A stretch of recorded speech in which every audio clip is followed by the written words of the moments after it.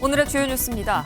이해찬 민주평화통일자문회의 수석 부의장이 오늘 베트남에서 별세했습니다. 향년 74세로 7선 국회의원을 지낸 이 부의장은 김대중 정부 때 교육부 장관을, 노무현 정부에선 국무총리를 지냈습니다. 이재명 대통령이 오늘 국민 눈높이에 부합하지 않는다며 각종 의혹에 휩싸인 이해훈 기획예산처 장관 후보자의 지명을 전격 철회했습니다. 정치권 반응은 엇갈린 가운데 이 후보자의 의혹들이 경찰 수사로 밝혀질지 관심이 쏠립니다. 매서운 한파 속에 강원 지역 겨울축제장에는 추위를 즐기는 사람들의 발길이 이어졌습니다. 영하 10도 이하의 냉동고 한파는 이번 주에도 이어질 전망입니다. 시청자 여러분 안녕하십니까? 킹메이커, 민주화의 거목이란 수식어가 잇따랐던 이해찬 민주평화통일자문회의 수석 부의장이 향년 74세의 나이로 별세했습니다. 지난 22일 베트남 출장길에 오른 뒤 현지에서 갑작스러운 심근경색으로 수술을 받았지만 끝내 회복하지 못한 것으로 전해졌습니다. 오늘 첫 소식 최하원 기자가 보도합니다. 이해찬 민주평통 수석 부의장이 베트남 현지 시각으로 오늘 오후 2시 50분쯤 별세했습니다. 이 수석 부의장은 지난 22일 민주평통 아태지역회의 운영위원회 참석을 위해 호치민에 도착했지만 이튿날인 23일 호흡곤란 증세를 보이며 긴급 이송됐습니다. 현지 병원에서 심근경색 진단을 받고 스텐트 삽입술을 받았지만 결국 의식을 회복하지 못한 것으로 전해졌습니다. 민주당은 앞서 현지 의료 여건상 추가 치료가 어렵다고 판단하고 국내 이송을 추진해 왔습니다. 하지만 이송 준비 과정에서 끝내 상태가 호전되지 않은 것으로 보입니다. 이재명 대통령도 정무특별보좌관인 조정식 민주당 의원을 베트남으로 급파해 상황을 살피라고 지시하기도 했습니다. 민주평통은 현재 유가족 및 관계기관과 함께 국내 운구 및 장례 절차를 논의 중이라며 깊은 애도를 표했습니다. MBN 뉴스 최하원입니다. 7선 의원 출신인 이해찬 민주평통 수석 부의장은 국무총리와 당대표까지 거친 여권의 대표적인 원로입니다. 계파와 관계없이 친분을 쌓고 선거 처리되면 킹메이커로 주목받았던 삶의 궤적을 이혁근 기자가 정리했습니다. 이해찬 민주평통 수석 부의장은 여권의 대표적인 원로이자 민주화 운동의 상징으로 손꼽힙니다. 1952년 충남 청양에서 태어난 이 수석 부의장은 서울대 사회학과에 입학한 뒤 1972년 10월 유신 때 학생운동에 뛰어들었습니다. 이후 1988년 정치 무대에 첫 발을 내딛고 7선 국회의원 고지에 오르며 노무현 정부에선 국무총리, 문재인 정부에선 당대표를 지냈습니다. 연륜과 경험을 앞세워 당대표가 됐지만 대통령님을 도와 소득 주도 성장과 혁신 성장, 공정 경제가 조화를 이루는 포용적 복지국가를 만들어 가겠습니다. 문재인 정부의 부동산 정책 실패에 당대표로서 사과하기도 했습니다. 선거철에는 탁월한 킹메이커로 이름을 날렸습니다. 민주당 대선 캠프에서 활동하며 대통령만 3차례 배출하면서 뛰어난 선거 전략가로 꼽혔습니다. 또 개파색이 뚜렷한 민주당 내에서 개파 상관없이 두루 친분을 쌓았다는 점에서 여권의 큰 어른 역할을 했다는 평가가 나옵니다. MBN 뉴스 이혁근입니다. 통합을기치로 발탁된 이해훈 초대 기획예산처 장관 후보자가 결국 낙마했습니다. 각종 논란 속 자진 사퇴가 아닌 임명권자인 이재명 대통령이 전격 철회한 겁니다. 지명 28일 만이자 청문회 이틀 만으로 청와대는 국민 눈높이에 부합하지 않았다며 철회 배경을 설명했습니다. 오지혜 기자가 보도합니다. 이재명 대통령이 이해훈 초대 기획예산처 장관 후보자에 대한 지명을 철회했습니다. 보수 진영 발탁으로 주목받으며 지명한 지 28일 만입니다. 숙고와 고심 끝에 이해훈 기획예산처 장관 후보자의 지명을 철회하기로 결정하였습니다. 지명 후 이 후보자는 갑질 발언 논란, 부정 청약 의혹, 자녀 특혜 입학 의혹 등이 불거졌지만 청와대는 인사청문회를 고수해왔습니다. 대통령께서 보수 진영에 있는 분을 모셔왔기 때문에 지명 철회까지도 인사권자로서 그 책임을 다하신 것이다 이렇게 이해해 주시면. 하지만 청문회 종료 후 후보자의 소명이 국민적 눈높이에 부합하지 않다며 이 대통령이 신속한 결정을 내린 것으로 보입니다. 정치권 반응은 엇갈렸습니다. 더불어민주당은 겸허히 수용한다 밝혔고 국민의힘은 꼼수 통합은 통하지 않는다고 꼬집었습니다. 청와대는 향후 인선에 대해 사회 통합이 고려 요소라고 밝히며 보수 진영 인사 발탁 여부의 가능성을 열어뒀습니다. MBN 뉴스 오지혜입니다. 백화점식 의혹 속에 결국 지명은 철회됐지만 이해운 후보자 당국의 칼끝은 피하기 어려워 보입니다. 가장 큰 문제가 된 로또 청약도 경찰이 수사 중인데 정치권에선 후속 조치를 촉구하는 목소리가 나옵니다. 계속해서 정예린 기자입니다. 이해훈 기획예산처 장관 후보자의 낙마와 함께 야당은 이른바 로또 청약 등 각종 의혹에 대한 수사를 재촉하고 나섰습니다. 송원석 국민의힘 원내대표는 검증은 끝났지만 수사는 이제부터라며 자녀의 위장 미혼을 통한 위법한 아파트 청약 당첨 의혹에 대해 조속한 수사를 촉구한다고 말했습니다. 이 후보자는 앞선 청문회에서 로또 청약과 관련된 문제는 국가기관의 결정을 따르겠다는 답변을 내놨습니다. 이것은 지금 수사가 진행되고 있기 때문에 수사 국가기관의 결정에 따른다는 말씀입니다.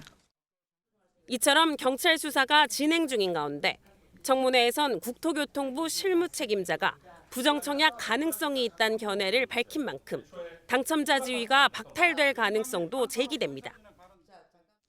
지금 규정상으로는 이혼한 경우에도 부양가족으로는 넣을 수 없습니다. 의혹들이 사실이라면 부정청약 소지가 있는 것은 사실입니다. 해당 아파트를 취득하는 과정에서 증여세를 납부하지 않았다는 의혹 또한 고발된 상태입니다. 재경희 소속 국민의힘 한 의원은 로또 청약 관련 주요 자료는 청문회 당일에도 제대로 내지 않았다며 결국 경찰 수사나 정부기관 조사 단계에서 제출할 수밖에 없을 것이라고 말했습니다. 장남의 연세대 특혜 입학 의혹도 제기된 가운데 이와 관련된 조사도 이뤄질지 관심이 쏠립니다. MBN 뉴스 정예린입니다. 대통령의 전격적인 결단이었을까요? 아니면 예정된 수순이었을까요? 이해운 기획예산처 장관 후보자에 대한 지명 철회 그 배경과 의미 짚어보겠습니다. 청와대 출입하는 송지영 기자 나와 있습니다. 네, 송 기자. 이 예상보다 이 대통령의 결단이 빨랐던 것 같습니다. 네, 주말 동안 여론을 좀 지켜보겠다. 이게 오전 취재 때까지만 해도 청와대 관계자들의 대부분의 기류였습니다. 오늘은 입장 표명이 없다는 거였는데요. 그런데 오후에 갑자기 홍익표 청와대 정무수석 브리핑 공지가 나왔습니다. 내용 먼저 들어보시죠. 국민적 눈높이와 도덕적 기준에 부합하지 못함으로 인해서 장관 취임까지는 이루어지지 못했습니다. 네, 이렇게 상황이 바뀐 이유는 무엇입니까? 네, 아무래도 이재명 대통령의 빠른 결단이 아닐까 싶습니다. 청와대 내부 상황을 취재해보면 어제 이 대통령에게 인사청문회 관련 여론 동향 등이 담긴 보고가 있었다고 합니다. 오전에는 청와대 정무수석실에서 민주당의 이해운 후보자에 대한 입장을 정리해서 달라고 요청을 했다고 합니다. 이런 분위기다 보니 주말인 오늘은 아무래도 어떤 결정이 나오기 어렵다는 전망이 나온 것 같습니다. 그런데 예상을 깨고 오전에 이 대통령이 지명 철회 결단을 밝힌 겁니다. 네, 그렇다면 여당인 민주당의 입장도 듣지 않았다는 겁니까? 네, 아직 여당인 민주당 입장은 오지 않았다고 합니다. 청와대 핵심 관계자는 당의 입장이 오기 전에 대통령께서 결심하셨다고 밝혔습니다. 대신 국민의 여론을 판단의 근거로 삼았다는 게 청와대의 설명입니다. 하지만 당의 입장도 결국 국민 여론의 일부다 이렇게 볼 수 있는 거 아닙니까? 네, 그렇습니다. 그런데 청문회 전부터 청와대 내부 기류를 좀 취재해보면 이 후보자에게 문제가 있는 것 자체는 부인하지 않는 분위기였습니다. 네. 실제 이 대통령도 비슷한 입장을 밝힌 적이 있는데요. 직접 들어보시죠. 문제가 있어 보이긴 해요. 뭐 저로서도 아쉽기도 하죠. 그러나 그에 대해서 본인의 해명도 또 들어봐야 되는 거 아닌가요? 그게 공정하죠. 그럼에도 청문회로 소명 기회를 주고 혹시나 돌파구가 마련되면 지명하겠다는 입장이었는데 사실 크게 기대하는 분위기는 아니었습니다. 결국 제대로 소명이 안 됐다고 판단한 걸로 보입니다. 게다가 청문회 이후에도 야당뿐 아니라 여당 내부에서도 부정적 기류가 여전하지 않았습니까? 이미 네. 방향은 서 있었던 걸로 보입니다. 그런 만큼 굳이 이번 주 내내 이 이슈를 끌고 가는 건 실익이 없다고 판단했다는 해석이 나옵니다. 네, 끌고 가는 건 실익이 없다. 하지만 이 지명 철회 자체가 이재명 정부에 입힐 타격도 있지 않습니까? 네, 그런데 여권 내에서는 잃을 건 별로 없다. 이런 목소리가 더 무게가 실리고 있습니다. 네. 그 근거 역시 여론인데요. 청와대 내부 여론조사에서도 이해운 후보자 자체는 부적격 여론이 많고 보수 인사 지명은 긍정적 여론이 많았다고 합니다. 네. 실제로 일본 여론조사에서도 비슷한 내용이 나왔습니다. 그래서인지 청와대에서는 청문회 전부터 청문회까지는 지켜본다면서도 무리해서 강행하기는 어렵다는 말이 나왔습니다. 네, 결국 청문회를 통해서 최종 소명까지는 지켜보겠다 이런 입장이었던 것 같은데 그마저도 안 된 결정적인 장면이 있었을까요? 네, 그렇지 않아도 청와대 관계자에게 관련 질문을 좀 했었는데요. 구체적인 언급을 하는 건 조금 난처했습니다. 네. 다만 뭐 부정 청약이라든가 이 부분은 예측 가능한 장면이 아닐까 싶은데요. 한번 보시죠. 세대 수를 사실은 유지를 해야 되는 것 때문에 결혼 사실을 알리지 않았고 청약을 위해서 사실은 주택법 위반입니다. 혼례를 올리고 곧바로 좀 문제가 생겼습니다. 두 사람의 관계가 깨어진 상황이라 최악으로 치달았습니다. 조금 이른 감도 있지만 다음 후보자도 이 보수 진영에서 발탁될 가능성이 있을까요? 네, 보수 진영에서도 굉장히 관심을 갖고 지켜볼 부분이기는 한데요. 네. 후임 장관 물색 과정을 좀 지켜봐야 될 것 같다라는 게 청와대 입장입니다. 앞으로도 통합 인사로 대통합 의미와 가치는 되새긴다는 게 청와대 입장이긴 합니다만 기획예산처 장관 후보자를 콕 집어서 말하지는 않았습니다. 네. 기획예산처 장관 자리는 아무래도 새로 만들어진 이재명 정부의 상징성을 갖고 있는 만큼 속도보다는 이번에 적절성에 치중해 후보자를 찾겠다는 방침입니다. 네, 여기까지 듣겠습니다. 지금까지 송주영 기자였습니다. 이재명 대통령이 석 달 앞으로 다가온 다주택자 양도세 중과 유예를 더는 연장하지 않겠다는 뜻을 재차 강조했습니다. 이 현실적으로 집을 내놓을 수 있는 퇴로까지 제시하며 정부 이기는 시장 없다는 뼈 있는 경고도 날렸습니다. 보도에 우종환 기자입니다. 시장 이기는 정부 없지만 정부 이기는 시장도 없다. 오늘 이재명 대통령이 SNS에 5월 9일 끝나는 다주택자 양도세 중과 유예를 연장할 계획이 없다는 뜻을 재차 강조했습니다. 이 대통령은 또 미룰 거라 생각했다면 오산이다. 버티기를 방치할 만큼 정책 당국이 어리석지 않다고 밝혔습니다. 지난 21일 신년 기자회견 당시 양도세 중과 시행 의지를 내비쳤고 가지고 있는 집을 가지고 내놓게 하는 방법. 자기가 살지도 않으면서 투기용으로 또는 투자용으로 가지고 오랫동안 가지고 있다고 왜 세금 깎아줍니까? 여러분 동의되세요?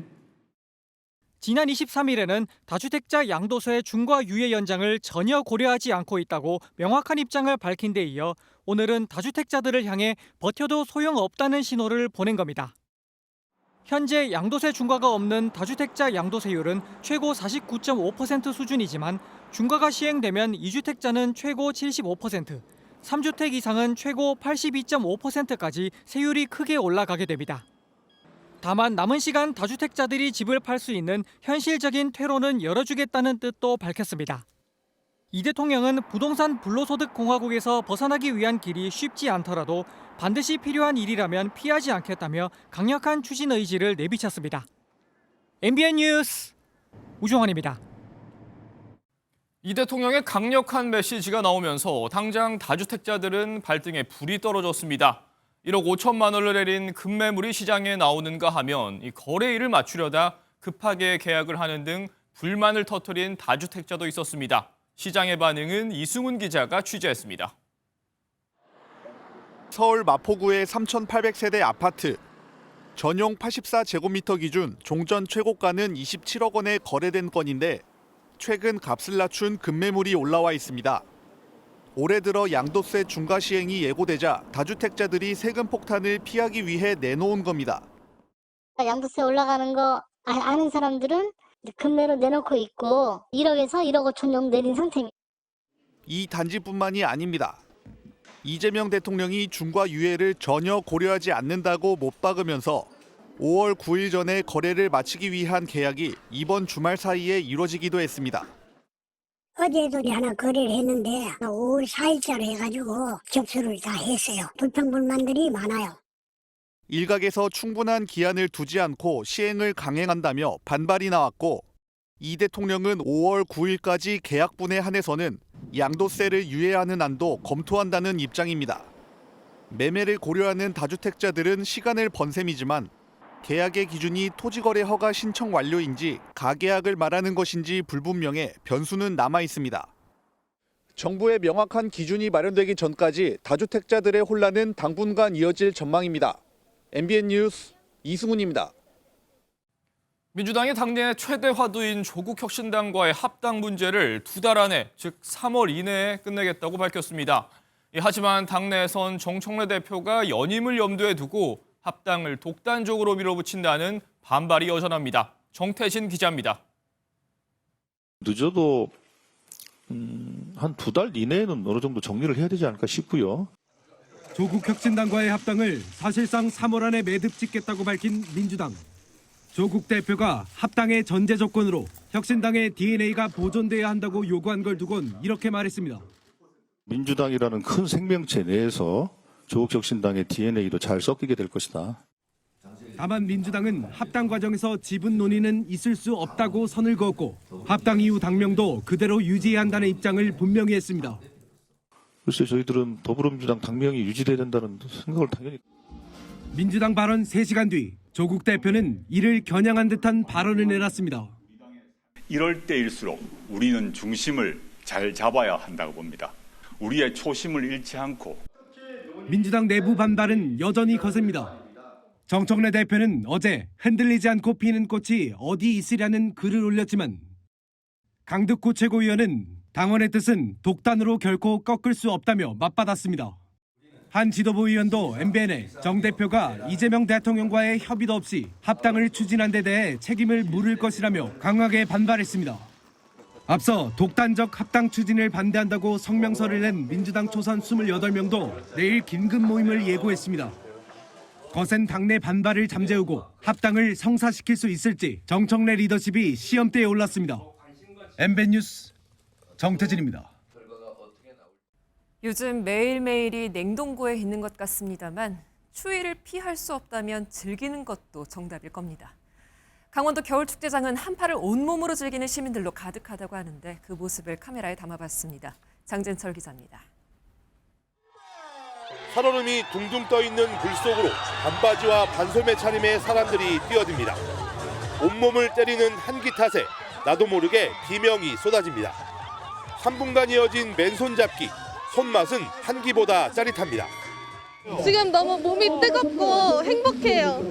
저 딱 한 마리 잡았는데 옆에서 도와줬어요. 오히려 따뜻합니다. 냉동고 한파로 단단해진 얼음판에는 빈틈이 없습니다. 손맛의 기다림은 한파도 있게 합니다. 춥지 않고 완전 무장했는데 핫팩이고 안에 다 있는데 지금은 괜찮은 것 같아요. 영하 17도까지 떨어졌던 화천도 오후 들면서 날이 많이 풀렸습니다. 이렇게 낚시를 하고 있는데 바람이 불지 않으면 큰 추위를 느끼지 못할 정도입니다. 잠시 주춤할 것 같았던 냉동고 한파는 또 이어집니다. 대관령은 영하 17도, 서울도 영하 10도에서 하루를 시작할 전망입니다. 이번 주 내내 평년 기온을 밑도는 매서운 한파가 기승을 부리겠습니다. 내일 오후부터 서해안과 호남 등 남부지방에는 눈 소식도 있습니다. 반면 수도권 곳곳과 강원 영동, 영남 지역은 매우 건조해 화재에 각별한 주의가 요구됩니다. MBN 뉴스 장진철입니다. 한편 억새로 유명한 울산 태화강 억새 군락지에선 이렇게 큰 불이나 축구장 5개에 달하는 면적이 잿더미가 됐습니다. 억새가 바짝 말라있던 데다가 강한 바람까지 불면서 피해가 더 컸던 것으로 보이는데요. 이외 고속도로 사고 소식까지 박상우 기자가 전해드립니다. 강변 곳곳에서 불길이 치솟습니다. 어제 저녁 7시 반쯤 울산 태화강 억새 군락지에서 원인 모를 불이 났습니다. 냄새가 나고 불이 막 굉장하더라고요. 지금 3m, 한 5m 이 정도로 올라오거든요. 다행히 인명피해는 없었지만 건조한 날씨에 바람이 강하게 불어 삽시간에 불이 번졌습니다. 이번 화재로 억새군락지 4분의 1 정도가 불에 탔습니다. 총 3만 5천 제곱미터로 축구장 5개에 달하는 면적입니다. 현장에서 캠핑용 버너를 수거한 경찰은 화재와의 연관성을 확인하고 있습니다. 견인차가 고속도로 옆 비탈면으로 추락한 화물차를 들어올립니다. 오늘 오후 1시쯤 서해안 고속도로 목포 방향 고인돌 휴게소 인근에서 차로를 바꾸려던 화로 운반차가 SUV 2대를 연이어 들이받고 가드레일 밖으로 튕겨나갔습니다. 이 사고로 화물차에 불이 나 운전자가 숨지고 4명이 다쳤습니다. 오늘 새벽 2시 반쯤 서울 월드컵 대교에선 가드레일을 충돌한 승용차가 뒤집혀 불이 났습니다. 운전자와 동승자 모두 크게 다쳐 병원으로 옮겨졌습니다. 오늘 오전 7시 45분쯤에는 강원 양양 앞바다에서 홀로 조업에 나선 70대 선장이 실종돼 해경이 수색을 벌이고 있습니다. MBN 뉴스 박상호입니다. 음주운전의 면허 취소된 업체가 서울 강서구청과 계약을 맺고 2년 넘게 불법 주정차 차량을 견인했다는 사실을 저희가 단독 보도해드렸는데요. 후속 취재를 해보니 무면허 업체가 받아간 돈은 2억 원이 넘고 이 돈을 구청은 돌려받지도 못한다고 합니다. 장덕진 기자의 단독 보도입니다. MBN이 입수한 서울 강서구청의 법률자문 문건입니다. 견인을 대행한 업체에 지급한 금액이 2억 2천여만 원이라고 명시되어 있습니다. 앞서 서울 강서구청은 지난 2023년 12월 견인차 업체 A사가 불법 주정차 차량을 견인하면 대금을 지급하기로 계약을 연장했습니다. 하지만 A사는 음주운전에 적발돼 2023년 2월부터 지난해 3월까지 면허가 취소된 상태였고 구청은 이 사실을 파악조차 못했습니다. 음주운전이 됐을 때 저희한테 통보가 오거나 하질 않아요. 사실상 체크할 수 있는 방법이 없어요. 그래서 저희가 통보해주지 않는 한은. 결국 구청은 2년 2개월 동안 견인한 실적에 따라 2억 2천여만 원을 지급했습니다. 그런데 서울 강서구청은 내부 검토를 거쳐 A사에 지급한 돈에 대해 반환 소송을 하지 않기로 결정한 것으로 파악됐습니다. A사가 견인 업무를 실제로 수행했고 구청의 손해가 발생하지도 않아 부당이익에 해당하지 않았다는 것입니다.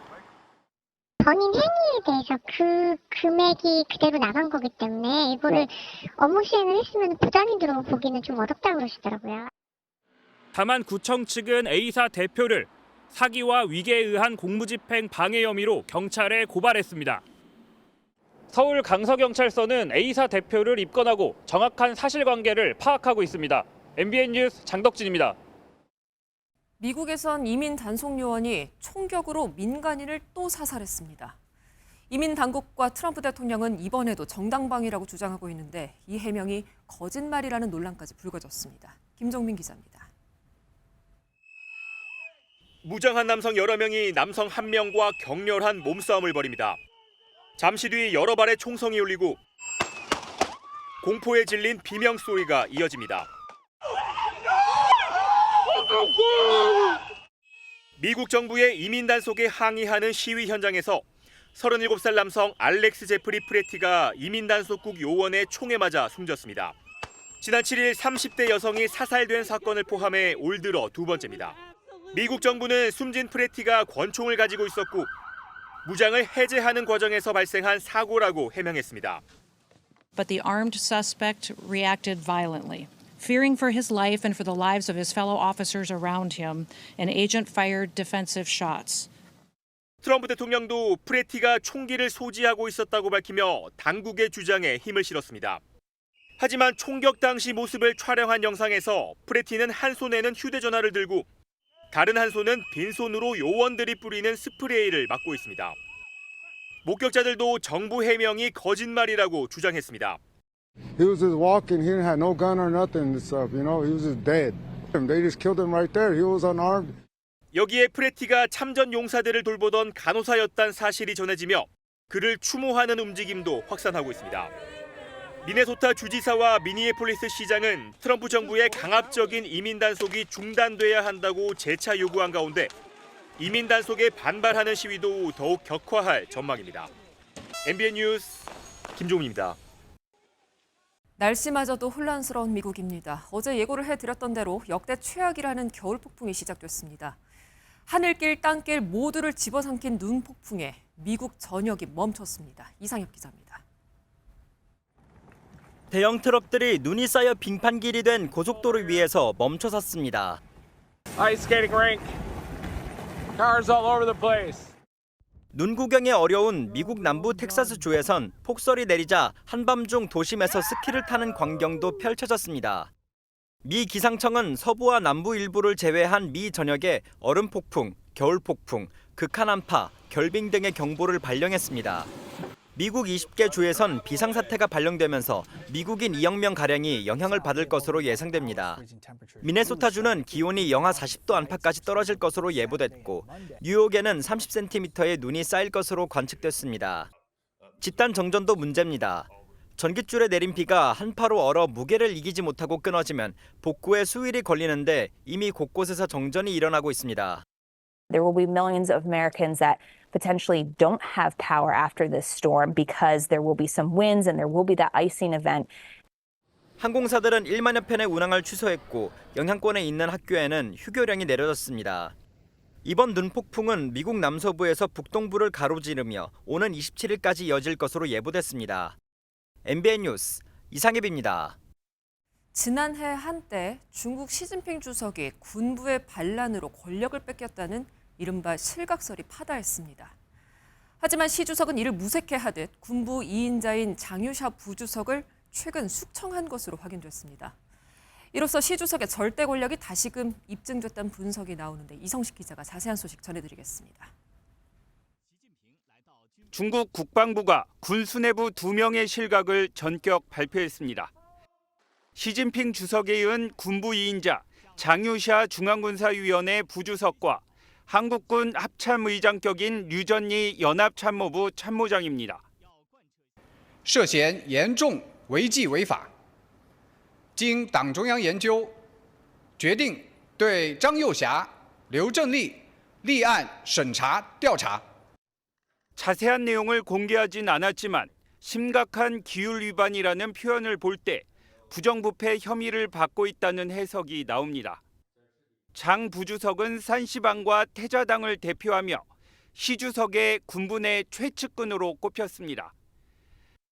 正如习近平主席指出的，太平洋足够大。 하지만 시 주석이 군부 숙청을 밀어붙이며 사이가 벌어졌다는 분석입니다. 장 부주석은 지난해 번졌던 시진핑 실각설의 배우로 지목되는 등 시 주석과의 불화설, 권력 암투설이 끊이질 않았습니다. 중국군 기관지 해방군보는 두 사람의 실각 이유에 대해 시진핑 1인 군지휘 체제를 흔들었다는 취지의 사설까지 내놨습니다. 결국 이번 조치로 군부 권력에서도 시진핑 1인 체제가 다시 한번 다져졌다는 분석입니다. MBN 뉴스 이성식입니다. 카드 업계가 어려워지면서 할인이나 포인트, 또 마일리지를 풍성하게 적립해주던 알짜 카드들이 사라지고 있습니다. 불황이 길어지는 만큼 당분간 혜택 좋은 카드를 보기는 어려울 거라고 하죠. 저도 카드 마일리지 오래 모아서 5살 아들 첫 비행기 태웠던 추억이 있는데 그래서 이번 소식이 조금 더 아쉽습니다. 강서영 기자가 전해드립니다. 네이버페이 멤버십을 통해 넷플릭스까지 무료 구독이 가능한 신용카드를 발급받으려던 한 30대 직장인. 하지만 망설이던 사이 카드는 단종됐고 대신 혜택이 줄어든 카드가 나오면서 마음을 접었습니다. 언제 발급받아야지 생각을 하고 있었는데 혜택이 좋다고 하는 카드들은 단종이 금방 돼서 그래서 기한 놓쳐가지고. 간편 결제로 10,000원 이상 구매하면 10% 깎아주고 OTT 요금을 50% 할인해주는 카드는 20만 명이 몰려 3개월 만에 단종됐습니다. 2022년 100건 정도에 불과했던 단종된 카드는 이후 크게 늘어 매년 500건을 넘나들고 있습니다. 개인 카드 시장이 포화인 상태에서 가맹점 수수료 인하 등으로 수익이 악화된 카드사들이 비용 절감에 나선 것. 고객 유치를 위해 손해를 감수했던 이른바 해자 카드들을 줄줄이 단종시킨 겁니다. 새로 출시되는 카드도 한 해 200여 건에 불과한데 그마저도 대부분 혜택이 이전보다 줄었습니다. 카드업이 안 좋은 상황에서 이런 특정 혜택형 카드들이 이렇게 튀어나오지만 장기적으로 유지하기 힘든 비용의 문제가 있다 보니 결국은 금방 단종되는. 업계에선 수수료 인하 압박이 큰 상태에서 항공사 마일리지 등 파격적인 혜택을 주는 카드는 당분간 나오기 어려울 것으로 전망합니다. MBN 뉴스 강서영입니다. 오늘 프로배구의 축제죠. 올스타전이 열렸습니다. 선수들은 이날만큼은 배구공 대신에 숨겨온 재치와 웃음으로 승부를 겨루죠. 저희 최영규 기자가 현장 모습 담아왔는데요. 배구의 또 다른 맛을 느껴보시기 바랍니다. 함께 보시죠. 아이돌이 꿈이었다는 최다 팬투표 1위 신영석이 K-팝 데모넌터스의 저승사자로 입장해 시작부터 웃음을 선사한 프로배구 올스타전. 제 꿈이 아이돌이었는데요. 꼭 한번 해보고 싶었는데 꿈을 이뤘습니다. 춘천구장을 1분 만에 매진시킨 팬들을 위해 선수들은 코트에서 재미를 선사했습니다. 남자부 K스타 팀의 김진영은 신영석 위에서 목마를 타고 초고층 블로킹을 선보였고 심판으로 변신한 여자부 K스타 양유진이 대놓고 편파 판정을 하자 V스타 박정아가 감독 재킷을 입고 항의를 하는 진풍경도 나왔습니다. 올스타전의 백미인 세리머니는 코트를 콘서트장으로 탈바꿈시켰습니다. 한국계 3세의 레베카는 숨겨왔던 춤 실력을, 올스타전의 댄싱 퀸 이다연은 김다인과 함께 수준급의 듀엣 춤을 뽐냈습니다. 세리머니만큼 화끈한 플레이도 나왔는데 베노는 올스타전 역대 최고 타이인 시속 123km의 강서브로 김연경의 입을 쩍 벌리게 했습니다. 한편 올스타전에서는 배구의 재미를 날리는 MBN 예능 스파이크와 제작진이 배구 발전에 기여한 공로로 감사패를 받았습니다. 팬들을 위해 잠시 승부를 멈춘 배구 코트는 오는 29일 다시 본배구를 향한 치열한 경쟁이 시작됩니다. MBN 뉴스 최영규입니다. 한파가 길게 이어지고 있습니다. 중부와 경북지방으로는 한파특보가 계속되고 있고 그중 경기와 강원, 충북 북부와 경북 북부로는 한파경보가 발효 중입니다. 오늘 아침도 서울은 영하 9도 안팎까지 떨어지면서 추웠는데요. 한 주 내내 이어졌던 한파가 당분간에도 지속될 것으로 예상됩니다. 아침에는 영하 10도 안팎, 낮 동안에는 0도를 밑돌면서 종일 춥겠습니다. 차고 건조한 바람이 불어들면서 건조특보가 확대 강화되고 있습니다. 바람도 강하게 불면서 화재 위험성이 높은 만큼 작은 불씨도 다시 한번 보셔야겠습니다. 내일은 전국이 대체로 흐리겠고요. 지역별 내일 기온을 보면 중부지방 아침 기온은 서울이 영하 9도, 춘천이 영하 14도로 출발해서 낮 기온은 0도 안팎에 그치겠습니다. 남부지방 낮 기온도 전주가 2도, 대구 5도로 오늘과 비슷하거나 약간 더 높겠습니다. 내일 밤부터 모레 아침 사이에는 서해안과 제주를 중심으로 눈이 약하게 내릴 전망입니다. 날씨였습니다.